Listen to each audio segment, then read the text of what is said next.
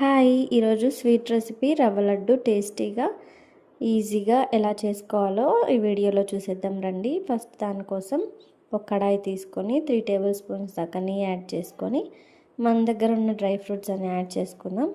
అవి లో ఫ్లేమ్లో ఉంచుకొని వేయించుకుందాం. ఇవి బాగా వేగిన తర్వాత పక్కకు తీసి పెట్టుకుందాం. తర్వాత అదే కడాయిలో నేను ఇక్కడ 4 కప్స్ దాకా రవ్వ యాడ్ చేసుకుంటున్నాను.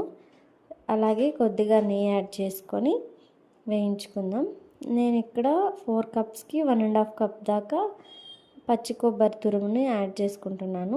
ఒక 20 to 30 మినిట్స్ ఇలానే లో ఫ్లేమ్లో ఉంచుకొని కొంచెం కలర్ మారేంత వరకు బాగా వేయించుకుందాం. ఇవి బాగా వేగిన తర్వాత పక్కకు తీసి చల్లారి పెట్టుకుందాం. తర్వాత దీనికి 4 కప్స్కి 3.5 కప్స్ దాకా షుగర్ పౌడర్ యాడ్ చేసుకుంటున్నాను. తర్వాత డ్రై ఫ్రూట్స్ కూడా యాడ్ చేసుకొని కొద్దిగా నెయ్యి యాడ్ చేసుకొని కాల్చి చల్లార్చిన పాలను కొద్దిగా వేసుకుంటూ ఇలా ఉంటలు పెట్టేసుకుంటే మన రవ్వ లడ్డు రెడీ. ఈ వీడియో కానీ నచ్చినట్లయితే please like, share and subscribe to our channel. Thanks for watching. Bye.